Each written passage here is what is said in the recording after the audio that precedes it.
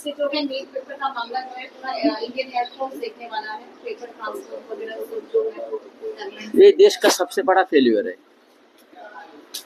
अगर देश की एक सबसे बड़ी एग्जाम ये सरकार, उनके मंत्री, उनकी सिस्टम ठीक तरह से नहीं ले पा रही, पेपर लीक हो रहे हैं। आपने देखा होगा महाराष्ट्र में, मराठवाड़ा में एक नीट के स्टूडेंट ने आत्महत्या कर ली, निराशा। बच्चे डिप्रेशन में गए और ये नीट पेपर लीक का जो अड्डा है, सेंटर है, वो महाराष्ट्र है, लातूर है।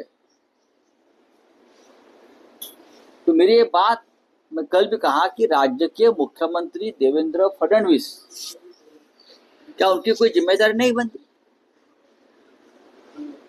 इतने बड़े नेता है, इतनी सरकारें बनाई, इतने आमदार खरीदे, इतने एमपीज खरीदे, उनके हाथ में इतनी बड़ी यंत्रणा है, इंटेलिजेंस है, पुलिस है, सीआईडी है, ईडी है, सीबीआई है, लेकिन इतने सालों से उनके नाक के नीचे नीट पेपर लीक का कांड चल रहा था और पूरे देश में महाराष्ट्र की बदनामी हुई। और अब आर्मी को बुलाया है एग्जाम लेने के लिए। आर्मी क्या क्या करेगी? आर्मी बॉर्डर पर काम करेगी, आर्मी ऑपरेशन सिंदूर करेगी, आर्मी टेररिज्म के खिलाफ लड़ेगी। हाँ, जब बाढ़ आती है, कोई संकट आता है नेचुरल, तो वहां काम करेगी। अब एक नई जिम्मेदारी उनके ऊपर आ गई, ये एग्जाम ले लो भाई, एग्जाम ले लो, चुनाव ले लो। क्या ये आर्मी का काम है?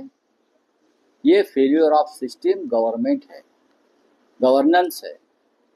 अब मैंने पढ़ा कि प्रधानमंत्री खुद ध्यान देंगे। उसका मतलब क्या है? अब प्रधानमंत्री एग्जाम सेंटर पर जाकर बैठेंगे, हेडमास्टर। महाराष्ट्र इतने बड़े पेपर लीक का सेंटर कैसा बना, अड्डा कैसा बना, उसकी जांच होनी चाहिए। मैं बार बार कह रहा हूं, ये सब लोग बीजेपी से संबंधित लोग, सभी लोग। आप किसी का भी नाम लीजिए, मैं आप उनकी आरएसएस और बीजेपी की हिस्ट्री बता दूंगा।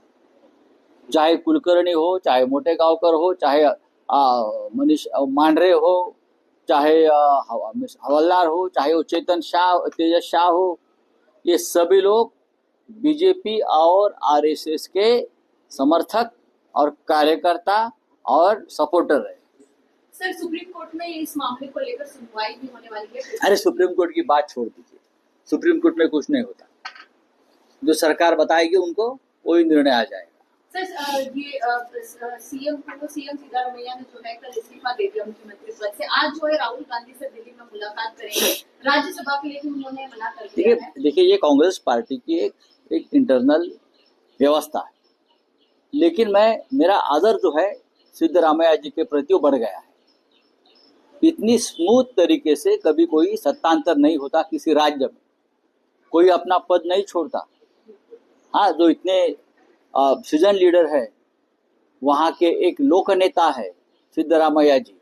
हाँ, लेकिन कांग्रेस पार्टी, उनके पार्टी ने आदेश दिया और पद छोड़ा। ये बहुत कम बार मैंने देखा है देश की राजनीति में।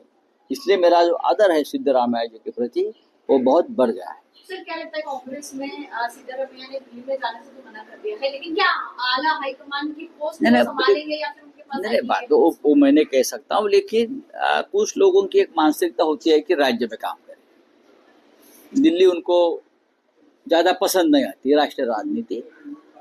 मेरे हिसाब से सिद्धरामैया जमीन से जुड़े हुआ नेता है, कर्नाटक के बहुत बड़े नेता है। जैसे महाराष्ट्र में हमारे वसंतदादा पाटिल थे, वसंतराव नाईक थे, ये लोग महाराष्ट्र में काम करना ज्यादा पसंद करते थे। उसी तरह से सिद्धरामैया भी बहुत बड़े लोक नेता है, वो अपने राज्य में काम करना चाहते हैं, उनको दिल्ली की हवा पसंद नहीं। हा बोला. आतापर्यंत सैन्याची जबाबदारी ही देशाच्या सीमांचं संरक्षण करणं ही होती, पण आता ही नवी जबाबदारी येऊन पार पडते. नीटच्या परीक्षांचे पेपर हे वायुदलामार्फत परीक्षा केंद्रावर पोहोचवले जातात. जो सगळा घोळ गेले 2 आठवडे देश पाहतोय, नीटचा जो घोळ आहे, लाखो विद्यार्थ्यांचं भवितव्य टाकलं आहे. अनेकांनी नैराश्यमुळे आत्महत्या केलेली आहे. मराठवाड्यामध्ये एका तरुणानं आत्महत्या केली नीटच्या विद्यार्थ्यानं. महाराष्ट्रातले नव्हे देशातले असंख्य विद्यार्थी ज्याने नीटची परीक्षा दिली आणि देणार होते, त्यांच्यामध्ये डिप्रेशनची एक भावना निर्माण झालेली आहे. त्यांचं मानसिक संतुलन खराब झालेलं आहे. त्यांना आपल्या भविष्याची चिंता वाटते आणि याला सर्वस्वी जबाबदार देशाचे पंतप्रधान, देशाचे शिक्षण मंत्री धर्मेंद्र प्रधान आणि महाराष्ट्राचे मुख्यमंत्री सन्माननीय. नीटचा जो अड्डा आहे, जसा दहशतवाद्यांचा हल्ला असतो, अड्डा असतो बालकोटला वगैरे, तिथे मग तुम्ही अटॅक केलात, काय कुठला अटॅक केला, सर्जिकल, तसे अड्डे पेपर लीक वाल्यांचे, नीटचे, केंद्रीय परीक्षांचे हे महाराष्ट्रात असावेत. आणि सुद्धा देवेंद्र फडणवीस यांच्यासारखा मुख्यमंत्री असताना, ज्यांना सर्व काही क्षणात कळतं आणि जे क्षणात निर्णय घेतात, ज्यांच्याकडे मिनिटाची माहिती येत असते, त्यांचं गुप्तचर खातं फार मोठं आहे. ते काय फक्त विरोधी पक्षांच्या लोकांवर पाळत ठेवण्यासाठी, त्यांचे फोन टॅप करण्यासाठी. मराठवाड्यामध्ये सगळ्यात मोठा अड्डा आहे. आणि ही नाचक्की महाराष्ट्रामुळे देशावरती आली. याची जबाबदारी राज्याचे मुख्यमंत्र्यांनी घेणं गरजेचं आहे. त्यांनी समोरून सांगायला पाहिजे, हो मी जबाबदार आहे. जसं काल केंद्रीय शिक्षण मंत्र्यांनी जबाबदारी घेतली, ठीक आहे, त्यांचा राजीनामा आम्ही मागतो.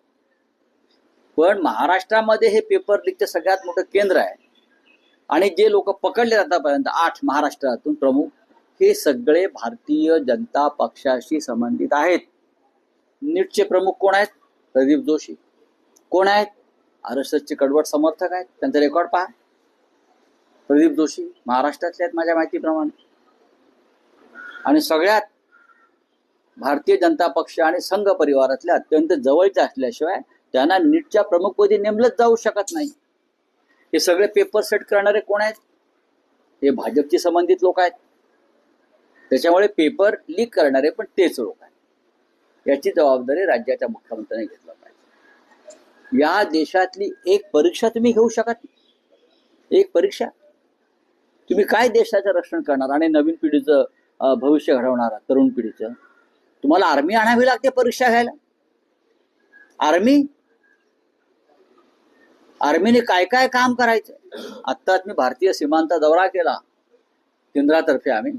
आर्मी तिथे 20,000 फूट पहाडावरती बसलेली आहे. ते काम करतायत. पाकिस्तान सीमेवरती आहेत, भूतान सीमेवरती आहेत, चीनच्या सीमेवर आहेत. आता काय त्यांना तुम्ही मागे बोलवून सगळ्यांना सीमा सोडून या, परीक्षा घ्यायच्या आहेत. हेडमास्टर मोदींचा आदेश आहे, डिफेन्स मिनिस्टरचा आदेश आहे. त्यांना तुम्ही परीक्षा घ्यायला लावणार. त्यांचं ते तुम्ही ते central reserve force, paramilitary force हे मतदानात येणार, मतदान पेट्यांचं रक्षण करणार. आता परीक्षा पेपर याच्यावर काम करणार. ही या देशावरती आलेली नामुष्की आहे, अपयश आहे. ते केंद्र आणि राज्य सरकारचं पूर्णपणे अपयश आहे. त्यांनी अपयश आधी स्वीकारलं पाहिजे. राऊतसाहेब, इंधन तुटवड्यामुळे एका गरोदर महिलेला ॲम्ब्युलन्स नाकारली आणि एका बाळाचा अचानक बळी गेलेला. ज्या राज्यात ते घडलंय ते राज्य कोणतं? राज्य सांगा मला. जर ते महाराष्ट्र असेल तर सदोष मनुष्यवधाचा गुन्हा महाराष्ट्र सरकारवर दाखल झाला पाहिजे. कारण सगळं काही अलबेल आहे, लोकांनी चिंता करू नये. हे कोण सांगत होतं कालपर्यंत? या राज्याचे मुख्यमंत्री सांगतायत, या देशाचे प्रधानमंत्री सांगत होते, पश्चिम बंगालच्या निवडणुकांचे निकाल लागेपर्यंत सांगत होते. मग आता अशा प्रकारे माणसांचे मृत्यू व्हायला लागले, मुलांचे मृत्यू व्हायला लागले. हा सदोष मनुष्यवध आहे. हा सरकार करत आहे. जरांगे पाटील पुन्हा एकदा आंदोलनाला बसले आहेत. माझ्याकडे माहिती नाही. राऊतसाहेब, आणखी एक विषय आहे की आतापर्यंत NCP अजित पवार पक्षात तटकरे पटेल यांच्यापर्यंत वाद पोहोचला होता, पण आता भुजबळांपर्यंत हा वाद पोहोचलाय. असं म्हटलं जातंय की पार्थ पवारांनी भुजबळांना एक विशिष्ट ठेकेदाराला काम द्या या संदर्भात सूचना दिल्या, बघा त्या मानल्या गेल्याने भुजबळांकडून त्यांना त्याच्यामध्ये वाद झाला आणि त्यांनी असं म्हटलं की जेव्हा शरद पवार अजित पवार होते तेव्हा कधी अशा गोष्टी घडत नव्हत्या आणि आज त्यांच्या काळात घडत आहेत. मी काल काय तुम्हाला सांगितलं, हा पक्ष राहणार नाहीये. हा जो पक्ष आहे अजित पवारांनी स्थापन केलेला, हा पक्ष भविष्यात राहत नाही. आता भुजबळ, प्रफुल्ल पटेल, तटकरे, हसन मुश्रीफ, धनंजय मुंडे ही जी चौकडी आहे ती आता पश्चाताप दग्ध असतील की झक मारली आणि अजित पवारांना शरद पवारांपासून तोडून त्यांचं डोकं फिरवून आम्ही भाजपच्या वळचणीला बांधलं.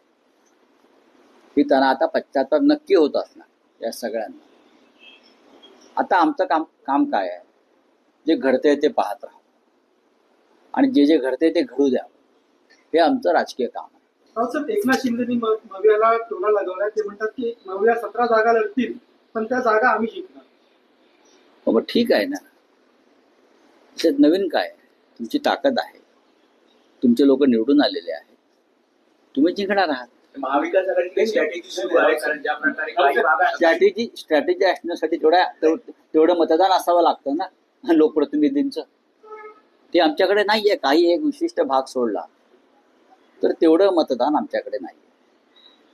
आता नाशिक आहे, नांदेड, हिंगोली, परभणी आहे, सातारा आहे, अशा काही ठिकाणी लढण्यासंदर्भात आमच्या चर्चा एकमेकांशी सुरू आहे. पण दुर्दैवानं अनेक स्थानिक स्वराज्य संस्थांच्या मतदारसंघामध्ये आमच्याकडे तेवढं पुरेसं म्हणण्यापेक्षा खूपच कमी असं मतदान असल्यामुळे त्या जागांमध्ये का लक्ष घालायचं अशी आमच्याकडे चर्चा आहे. पण हे 4-5 जे मतदारसंघ आहेत मला मी सांगितलं, त्याच्यावरती कोणी काय लढावं, कसं लढावं याच्यावर चर्चा सुरू आहे. भांडण चालू आहे, त्याचा फायदा घेण्याचा काही प्रयत्न आहे? नाही, त्यांच्या भांडणाचा आम्हाला फायदा होणार नाही, इतकी आमच्या जागा कमी. तेच आहे राऊतसाहेब, तुम्ही म्हणतात संख्याबळ नाहीये, अशा वेळेस स्ट्रॅटेजीचा काय भाग? पण काँग्रेस आणि महाविकास आघाडीच्या ज्या बैठका होत्या त्यात असं म्हटलं जाते की 17च्या 17 जागा आम्ही लढवणार आहोत. संख्याबळ नसताना बघा, लढवू द्या त्यांना जागा, त्यांना खुमखुमी आहे. त्यात तुम्ही शिवसेना, लढू द्या ना. उद्धव बाळासाहेब ठाकरे पक्षही आहे. लढू द्या की.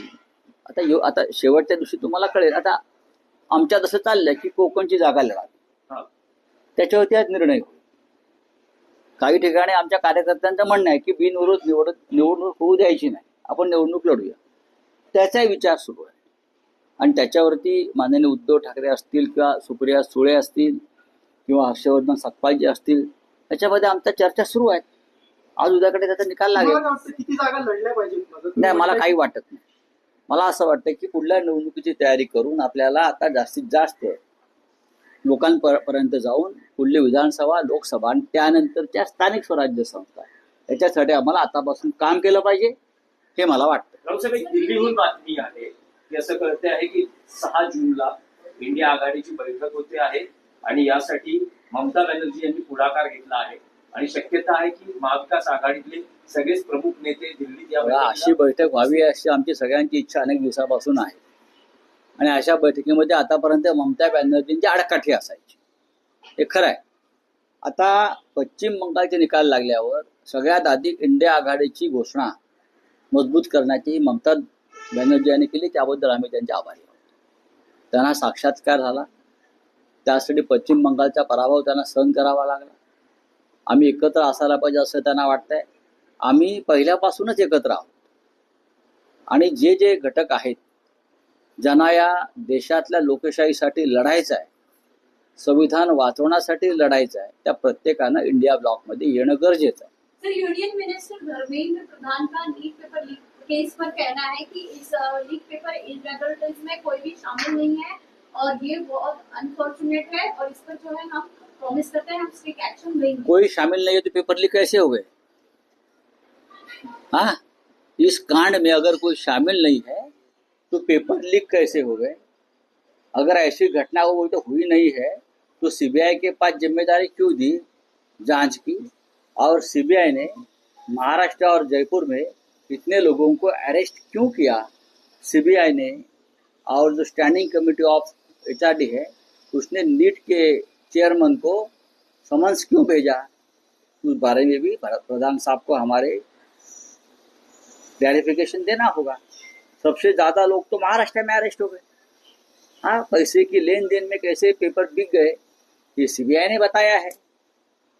क्या ये हमारे देश के एजुकेशन मिनिस्टर को पता नहीं क्या चल रहा है देश में?